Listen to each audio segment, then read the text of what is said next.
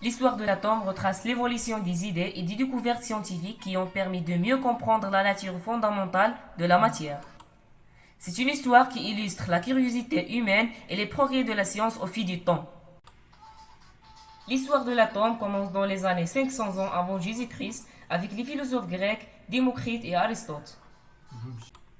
Le premier pense que la matière est composée de petites particules indivisibles qu'on ne peut pas couper, appelées atomos, et il rapproche ces particules aux petits grains de sable. Mais en 350 avant Jésus-Christ, ce fait une contradiction en philosophie, parce qu'Aristote voit que l'atome n'existe pas et que la matière est un assemblage subtil de quatre éléments, le feu, l'eau, l'air et la terre. Pendant le XXe siècle, la théorie de quatre éléments fut celle dominante, alors que la théorie de Démocrite est abandonnée. Mais en 1808, John Dalton, le père de la théorie atomiste, adopte cette dernière et confirme l'existence des atomes de forme sphérique.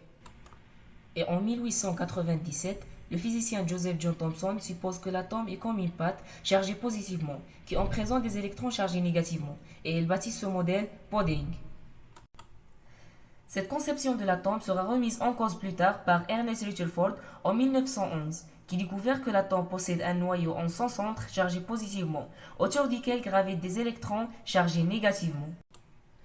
Ce modèle a ouvert la voie aux découvertes sur les propriétés du noyau et a donné un fort ajout aux sciences modernes, notamment avec des scientifiques comme Niels Bohr, qui s'inspirent du modèle Rutherford, mais elle énonce que l'électron circule autour du noyau suivant des trajectoires bien définies, comme le montre la vidéo ci-dessus.